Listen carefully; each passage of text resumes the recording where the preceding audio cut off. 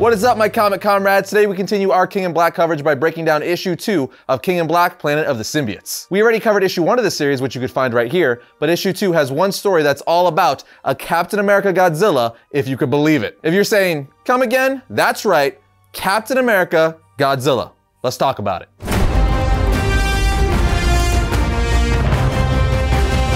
Jumping right in, the issue starts off with us seeing a giant freaking Godzilla-looking monster with an American flag painted on his chest. As the caption says, there comes a time in every man's life when he looks back on the things he's done and the choices he's made, and he has to answer for himself. One question. Am I a monster? As again, we see a giant freaking kaiju tearing through the city saying USA. We also see a soldier jump out of a plane towards the monster with some sort of rocket launcher on her back. We then see a caption under the kaiju saying, Corporal Todd Ziller, United States Army, willing test subject for a ramshackle super soldier knockoff. He's usually the American Kaiju, because why wouldn't he be? That's right, as well-versed Marvel fans knew off the bat, this is the American Kaiju, aka Marvel's Godzilla, aka a Captain America wannabe turned Godzilla. So to elaborate on that caption a little more, like it said, the US Army chose Corporal Todd Ziller as a test subject for a procedure by Project Troubleshooter, which was America's latest division in creating human weapons. As one would assume, this was yet another attempt to recreate the famous Abraham Erskine super soldier serum that gave Steve Rogers his powers. But the problem was, like so many other failed attempts to recreate the super soldier serum, there was gaps in the formula. So they used reverse engineered versions of several transformative substances to fill in the gaps, like mutant growth hormone, gamma enhancements, Pym particles, and the Connors formula. Then once given to Ziller, it turned him into a giant dinosaur-like monster very similar to Godzilla, at which point he was given the nickname American Kaiju. So essentially, this is a Captain America gone wrong,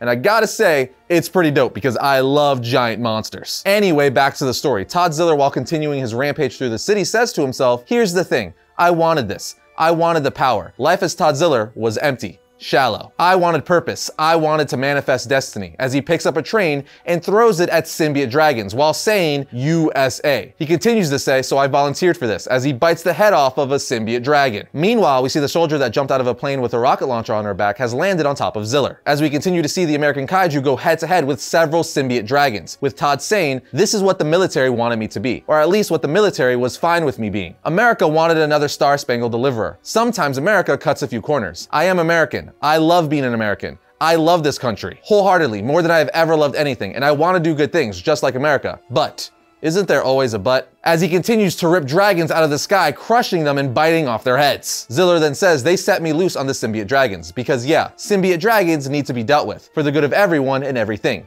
Except maybe the Symbiote Dragons. But then out of nowhere, a two-headed Symbiote Dragon sneaks up on the American Kaiju as the soldier continues to climb on his back. As Todd, or the American Kaiju, continues to fight the double-headed dragon, which is causing destruction and devastation all around him, the soldier says to herself, almost there. Hang in there, Todd, while holding some sort of rocket launcher. Todd then says to himself, grocery stores, hair salons, urgent care, libraries, schools, hospitals, street fairs full of families. I will leave tens of thousands of lives ruined. And who is responsible for all of this destruction? Is it the dragons? Is it America for dropping me out of a plane? Is it America for turning me into this? If I take a harsh look at myself, here's the truth. I wanted this. I asked for this. I volunteered. There's no one else to blame but me. As he bites off one of the double-headed dragon's heads and shoves a building down the other one's throat. Right after he defeats this dragon, the soldier fires a rocket launcher into the back of his head, which triggers him to slowly transform back into his normal self. He then says to himself while transforming back, has doing the things I've done make me a monster, or am I a monster for wanting to be one in the first place? Then the soldier just looks at Todd saying, you did great, buddy. Let's get home. And when you wake up, Mott sticks on me. As the story ends. Dude, this first story was awesome and completely well done,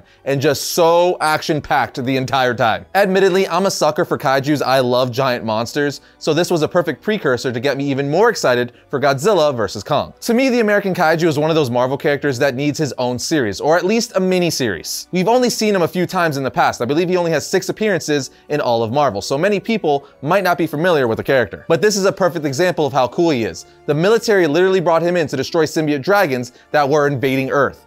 That's insane. Imagine seeing that in the MCU. Anyway, all I'm saying is I want to see more of this Godzilla Captain America amalgamation character. So Marvel, if you're listening, at least make a miniseries. Anyway, on to the second story. It opens up with Hobby Brown talking to his girlfriend Mindy at a restaurant, saying, look, I know it's a lot. She then tells him, definitely, you are definitely a lot. Teaching yourself to be an inventor was an idea. The Prowler was an idea. You always have an idea. That's the trouble with you. As we find out, he's trying to tell her about a new idea, while saying, you wanted me to give up Prowler? Done. You wanted me to use my talents for the real world, and I did it. She then says, I want you out of the suit, Hobby. He then tells her, the suit's gone, baby, I swear, no more Prowler. Ever. But this other thing, and before he can finish his sentence, they see symbiote rain starting to infect people outside of the restaurant. Hobby, knowing right away this is the same stuff Venom is made of, tells everyone in the restaurant, get away from the windows. Somebody kill the music in here and close the curtains now. But some rich dude is like, why should we listen to you? I own 3 condos on the Upper East Side. Then on the next page, we see a symbiote crash through the window, infecting that rich douchebag. As the symbiotes start rampaging through the restaurant, infecting people, Hobby and Mindy hide behind a booth, where he tells her, listen to me, you need to go to the physical plant. There's a basement there with junction boxes. They won't go there. With all these moving targets, if you're quiet, they won't come looking for you. Mindy says, for us. You mean for us, Hobby. What are you gonna do? He then says while clicking a button on his collar, you know how I just said I wouldn't be putting the Prowler suit on again? Maybe put a pin in that. And on the next page, we see him suit up, starting to attack the symbiotes. One thing leads to another, and the symbiotes eventually throw him inside of a cell phone store. But knowing the symbiotes are sensitive to sound, he hacks all the phones. Then proceeds to turn the audio outputs all the way up, blasting the symbiotes off the civilians. Meanwhile, we see Mindy and several others went to the basement Hobby told her about. Hobby calls her asking if she's okay. She says, I'm fine, but those things, they're all over the city. As we see him talking to her back at his apartment, opening up a closet, revealing a winged jetpack, helmet, and gauntlets, saying whatever this mess is, I know Spider-Man is in the middle of it. Then on the next page, he continues to say, and the Hornet's gonna help him clean it up, as we see him fly away with his new gear, taking on the new alias, the Hornet. And that, my friends, is the end of Planet of the Symbiotes issue 2. The second story was pretty good. It's a key issue, actually. It's the first appearance of Hobby Brown as the Hornet, so collectors are definitely gonna wanna pick up this issue. It's a nice little fun read that shows us how Hobby became the Hornet, but the highlight for me in this issue by far was the American Kaiju story. But even the issue as a whole is just really solid. I'm just a bit of a sucker for Kaiju, so that story stole the show for me. But what are your thoughts? Did you like this issue? Are you digging this series as each issue contains 2 short stories? Let us know in the comments.